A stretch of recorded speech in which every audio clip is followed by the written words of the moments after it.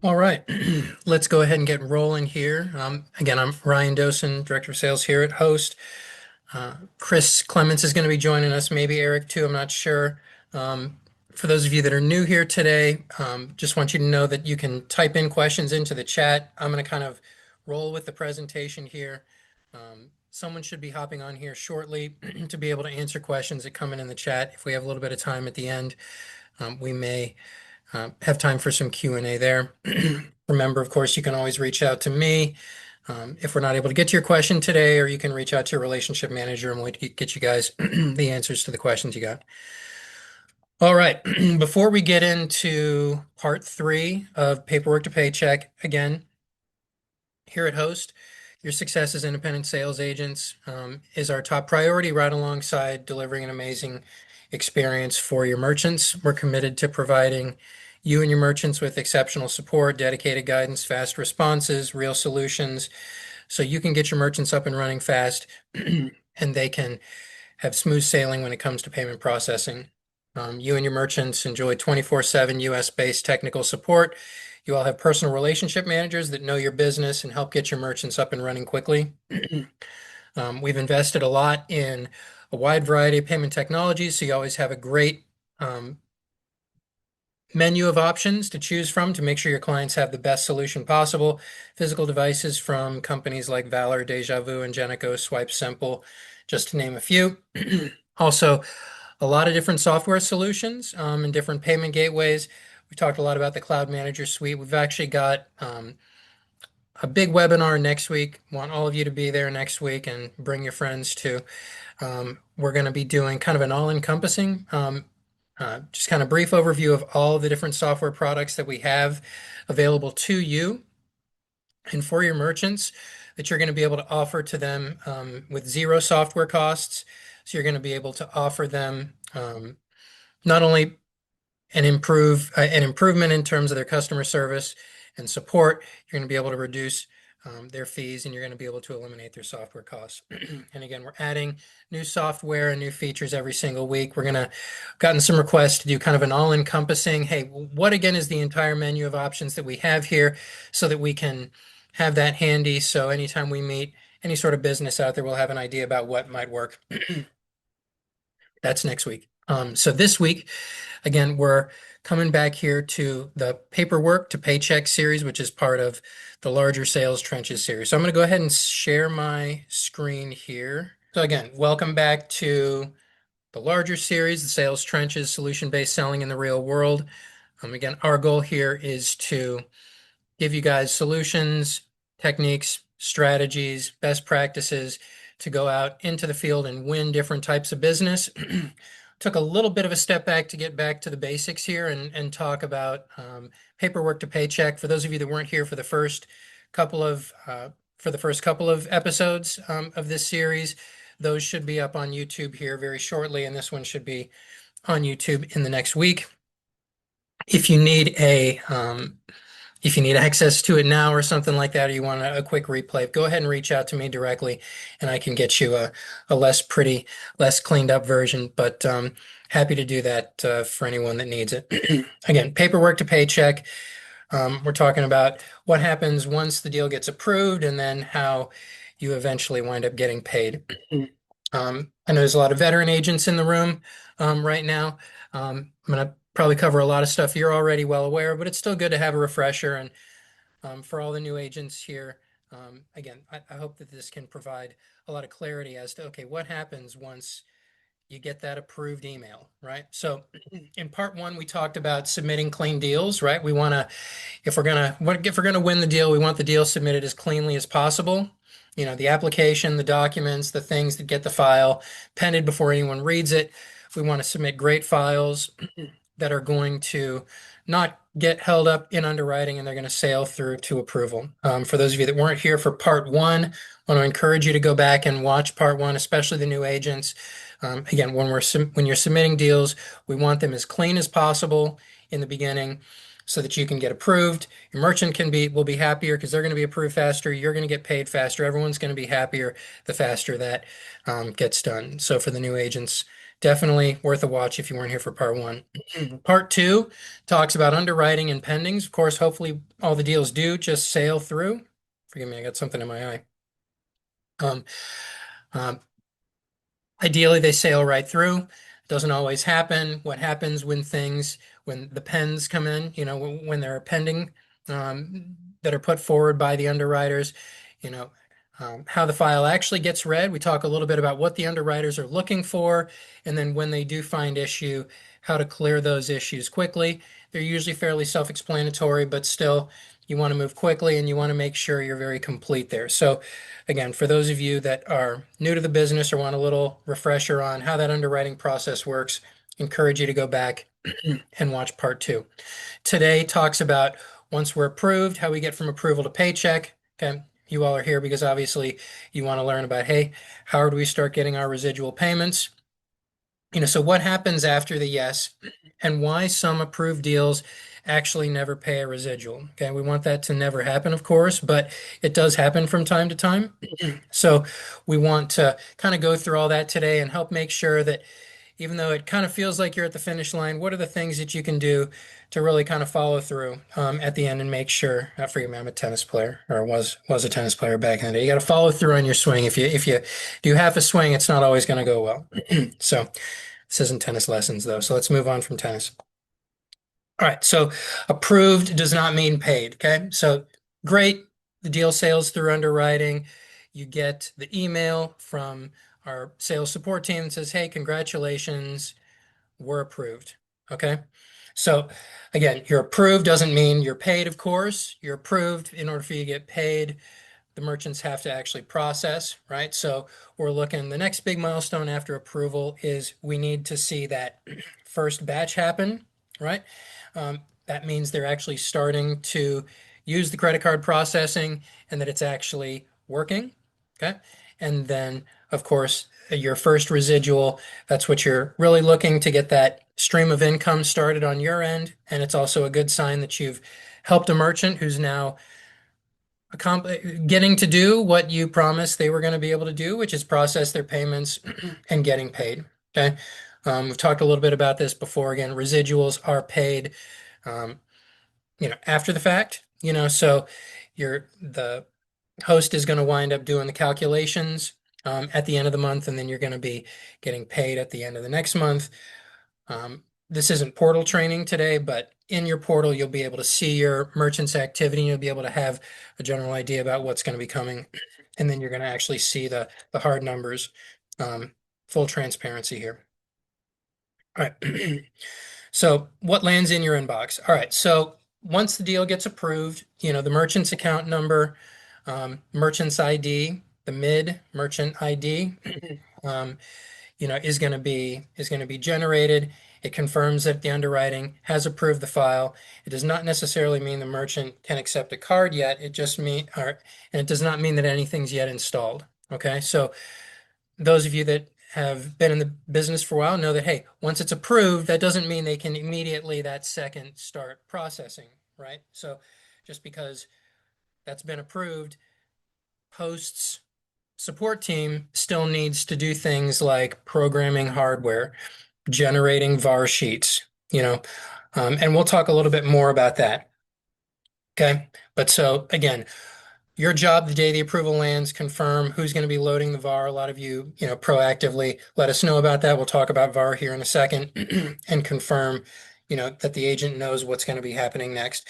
This is a really important thing, and it's a detail that gets missed. Obviously for a sales agent, you know, seeing that approval, that kind of feels like you've won. That kind of feels like you've made it, and now it's on to hunt again, and to find your next business. But I really want to encourage you all to finish the swing there because periodically, if the agent was very communicative with the client was, basically counting on that agent to handle a lot of the communication, it can be less of a great experience, for the agent to kind of fall off the map. Most of you, of course, in the room are not doing that, but it does happen. The good news is that Host has, as you know, you all have partnered with Host because you know that Host is pretty much the highest rated company out there in terms of customer service and satisfaction, right? So you know that we're going to take very good care of your merchants, but I have seen times where our support team continues to reach out to the merchant,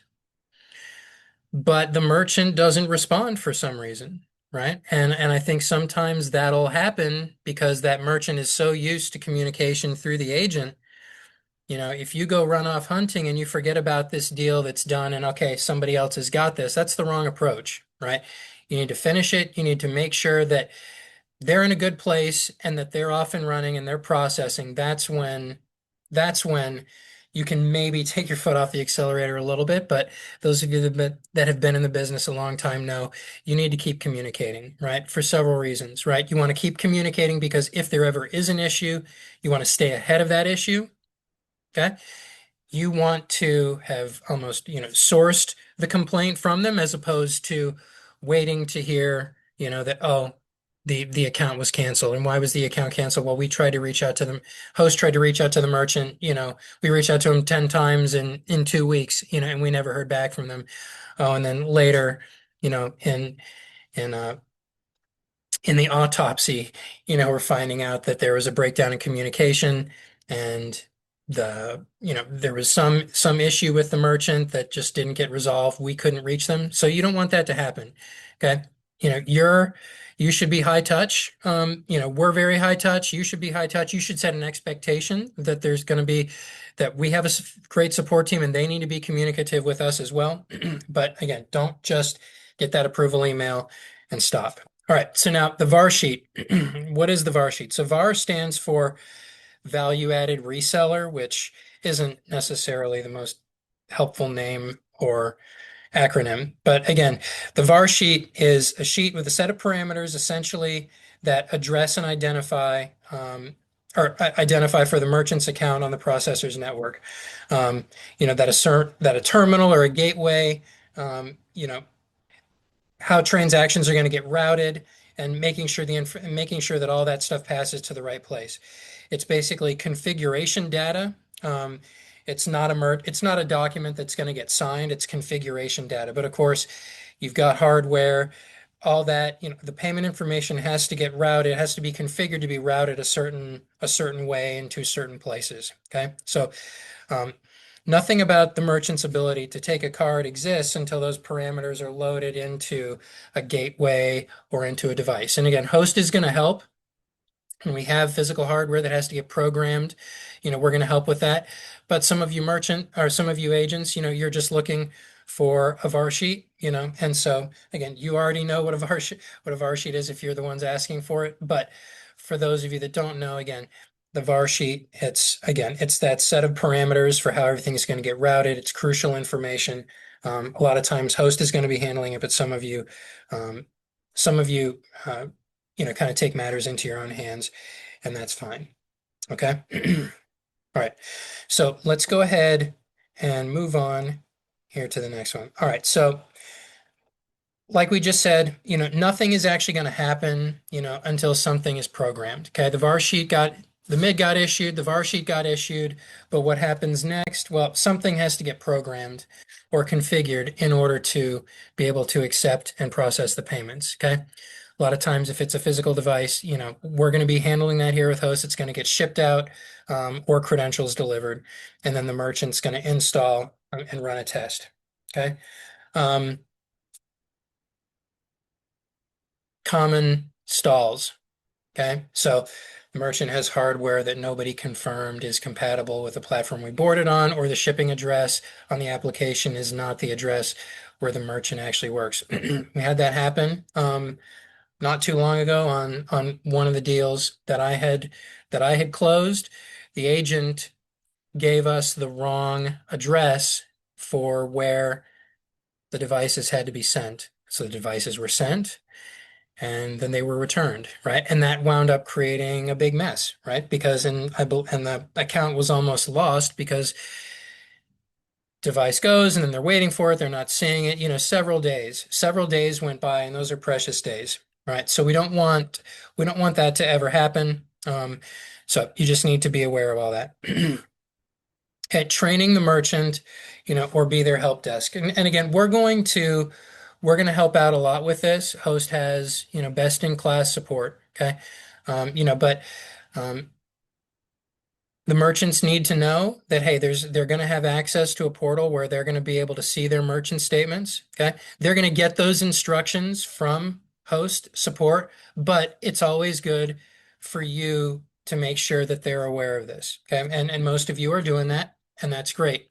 But periodically I will, you know, I'll hear from someone where they weren't quite sure. And it's, we told them, but again, it's good if they're hearing it both from host and from you all. Okay. And especially since there's a more personal relationship with you, the agents, a lot of times they're going to be listening to you a little bit more closely than they're going to be listening to us.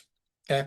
The first transaction together. So run one sale live on the phone with them and then void it just to confirm the whole chain works. This is really important. Obviously, if for some reason something is wrong, we got to know about that immediately, right? The one you don't want to have the merchant all excited to get up and running, and then they're having issues, and then they're not knowing what to do or where to turn. Okay, so you definitely want to try to run the first transaction together, make sure it works. If it doesn't work, obviously you're going to get on support with host right away. Speaking of support with hosts, okay? A lot of you all are working with your relationship managers. I'm not going to say anything to discourage you from reaching out to your relationship managers. If there is an issue, we need to know about that as well.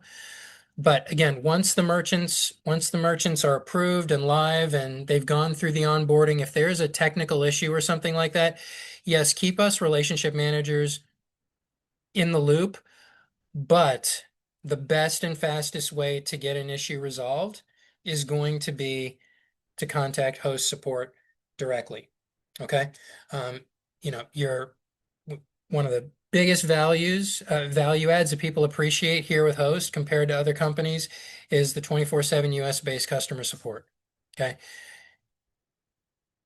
Our support team is going to be able to provide a better answer a lot of times than I could, right? Because they're actually there and they can make the adjustments with the programming and stuff like that. Okay. So make sure that you loop in your RM, but also make sure that the merchant understands and they've got the number handy right there. If there's ever an issue, yes, they're going to let you know, but this is the number that they call. And Host has invested a ton of money in being able to resolve those issues quick and fast with a live US-based human being, so that even though it was a little bit of an issue, they're actually happy to see that, oh wow, that was really, y'all were really helpful. And it almost turns into, nothing's going to be perfect, but hey, you resolved that fast. I appreciate knowing that you're there again if I ever have an issue. Okay. Batch timing, teach them when batches close and what happens if they leave it open. This is another thing where it needs to be communicated very well with the merchants. Okay, there are certain cutoff times, and the cutoff times can vary depending upon which processor you're working or which bank you're working with here. Okay, so if you batch after that cutoff time, right? Let's say the cutoff time is 9 o'clock Eastern and they run a batch at 10 o'clock Eastern. Okay, that batch is not going to count on this calendar day. That's going to count on tomorrow's calendar day, and then it's going to get paid the next day, right? So there can be a breakdown in communication, and we do everything we can to make sure that's perfectly clear to your merchant. But again, avoid the disappointment. Make sure that there's 100% clarity in your merchant's mind so that they don't run into a situation where they process a transaction, but the batch cutoff already happened. They're expecting to get paid tomorrow, and they're just not able to get paid tomorrow because they missed it. Okay. All right. All right. So let's go ahead and who to call again. HMS support handles the terminal and settlement questions. You're going to handle the relationship. We're here to help support you here on the relationship manager side of things, but any sort of technical support, calling HMS support is going to be the fastest way to get the issue resolved. If you bring it to us, which you can, we're going to then send it to support, right? But again, if you can just take the direct line to support, that's going to get the faster response and the faster answer. And if there's ever an issue, which unfortunately periodically from time to time there is inevitably an issue, Speed matters, right? How fast can we get this issue resolved? You want to move in the correct direction that's going to get it resolved as fast as possible. Okay. Again, 15 minutes here removes most of the calls you would otherwise take for the life of the account. Okay.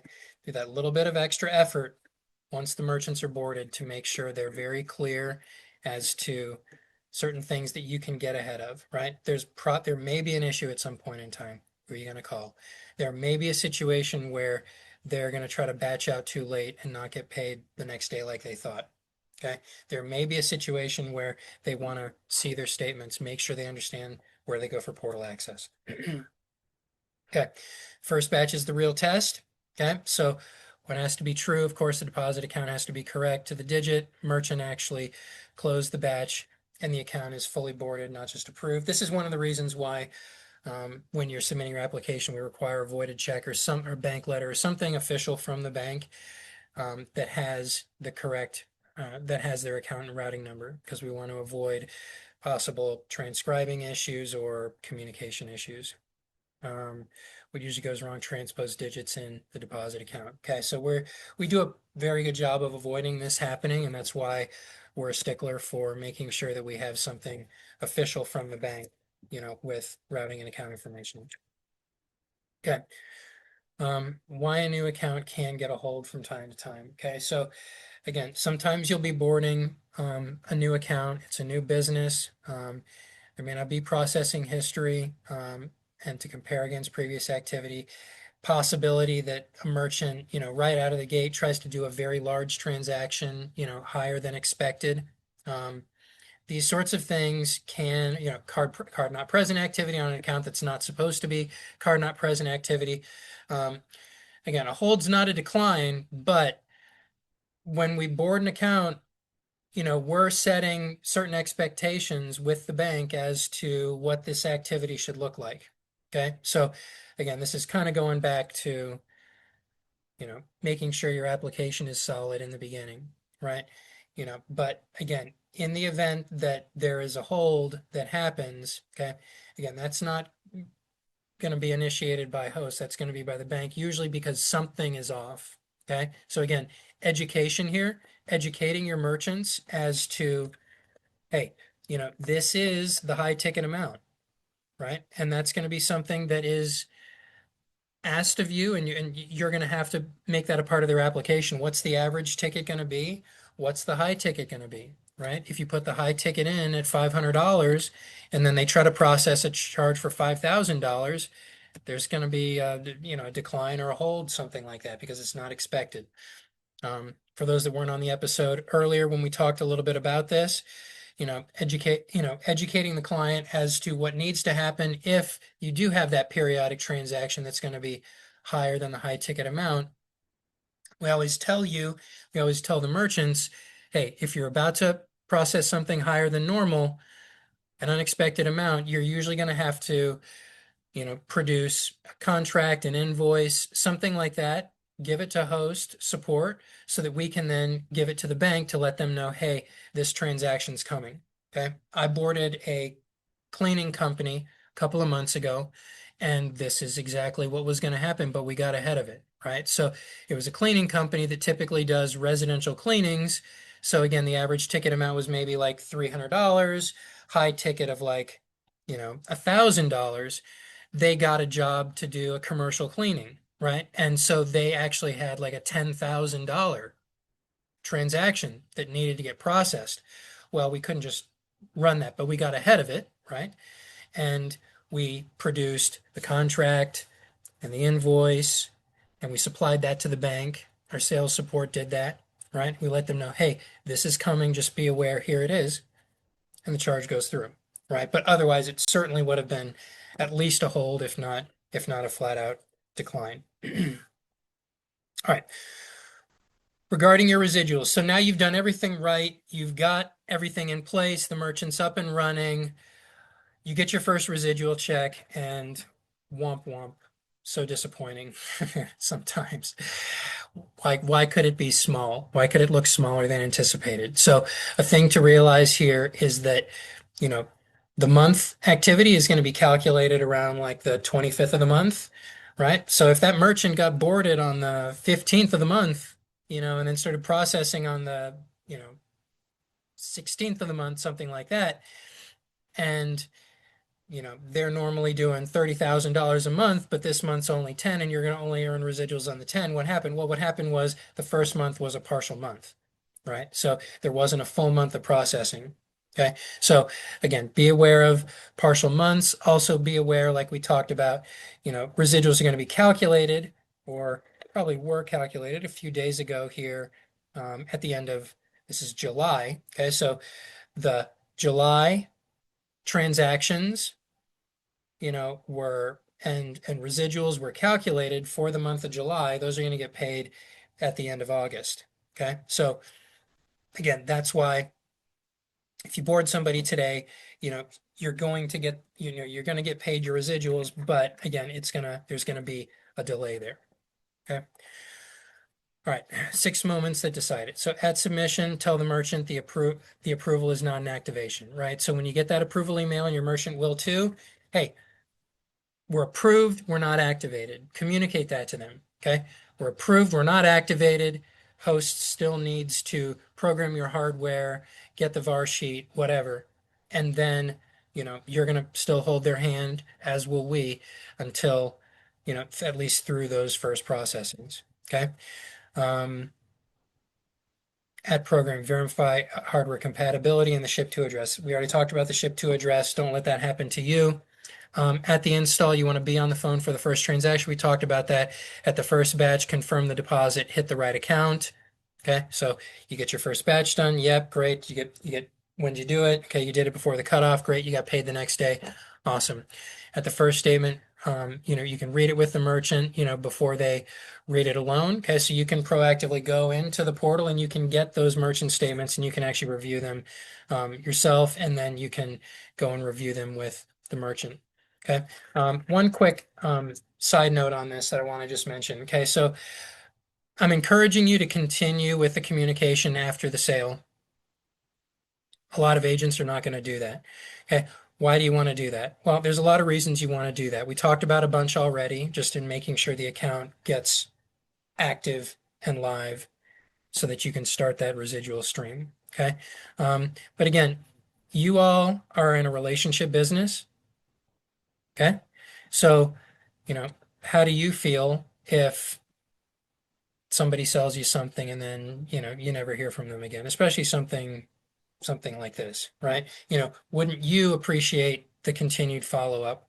Yes, it's possible that there's some issue, and that it winds up creating a headache or something like that for you, but that merchant's going to remember that you did this. They're going to remember that you were there, even though there was an issue. You proactively reached out to them to check on them. Well, I didn't know if they would do that. That's great. They did that. There was an issue that stunk, but they actually spearheaded the quick fix. They got it fixed. Okay, I'm being taken care of. Most people are going to, that's actually going to take a negative experience and turn it into a positive experience. Okay, what could have been a negative experience if you didn't reach out, right? And there's this issue and they didn't process for a day and then they couldn't find the number for whatever reason because they lost the emails that we sent them and they didn't answer the calls that we gave, right? And they're frustrated. That takes a negative moment right there. If you're not there, then they're going to start thinking, well, where's my agent? Versus if you're there and you're there on the front lines with them while these things are happening. Okay, yes, it's not fun in the moment, but the fact that you were there in the trenches with them, what's that going to do? That's going to be like, it's going to make them feel like, okay, this person actually does have a genuine interest in me and my business, and they're wanting to take care of me. And it's life. Inevitably, things do happen and go wrong, and they were there. And so, I'm going to tell my friends, I'm going to tell my friends that they need to call agent because yeah, stuff happens, but you know what? They were checking on me. They were making sure everything was good and they got it resolved and now everything's great. And with something as important as my business and the money that I'm going to live on and have to pay my people with, yeah, like that's a referral I'm willing to give. Is a person that's going to take that level of interest and be that proactive with helping me. All right. Here I am again. I thought we were going to wrap up early. I started to say it. I didn't even say it this time, because I just knew we were going to somehow go over it, even though I didn't expect it. All right. So where deals die after approval, I'm not going to spend a lot of time because we're kind of out of time right now. But we've talked a little bit about um, when some issues happen, what may have actually been the cause and what to deal with or what to do about it. So approved, but there's no processing 2 weeks later. It could be the VAR never loaded. It could be a hardware mismatch. Obviously, if you're not seeing processing, you need to call that merchant and see what's going on, right? I have seen situations where they signed up, but they just got really busy and they're going to transition away from their old processor, but they just got busy and they didn't feel like doing it yet, right? So you got to help them cut that cord and move on with you too, right? It doesn't necessarily have to even be a problem that they're having with the service here, but maybe they even need you to help them cut that cord. Um, Merchants said that they're not getting paid, batch not closing, or wrong deposit account. Again, we talked about this already. Batches, especially where the batches could possibly be done too late, right? That's an issue, right? If there's a fund held on the first deposit, it could be a risk review. We talked a little bit about some of the risks, of the risk triggers. Okay. Residuals far smaller than expected. Again, it's probably the fact that it's a partial month. Okay. Merchant goes quiet right after approval. Could be second thoughts, could be a competitor requote. I don't know why I had trouble saying that, or a competitor requote. So what should you do there? Should you hide from it? What's hiding from it going to do there, right? If they're having second thoughts, you think more silence is going to help, right? Do you think it's going to help if there was a competitor requote, right? Or do you think this is another situation where something's off? I need to be proactive here, figure out what's going on, make sure that I can get this resolved. Again, it could be an issue. It could be something that's threatening your residual. Okay.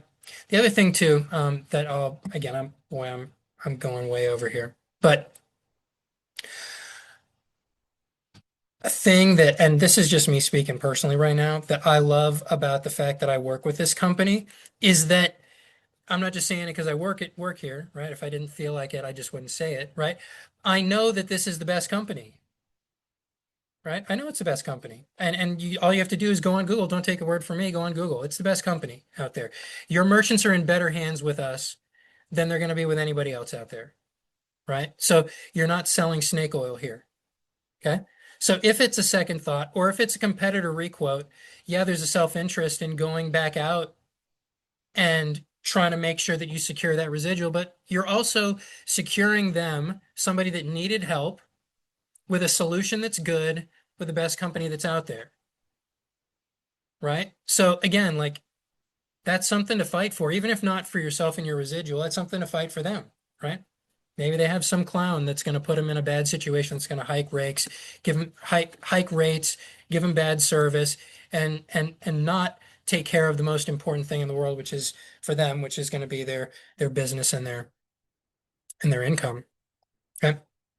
All right. So who to call, what to send, submissions and boarding. We talked about that. Um, you know, boarding and equipment. Your relationship manager. Always keep your relationship manager in the loop on this stuff. But again, I want to stress once you get that approval,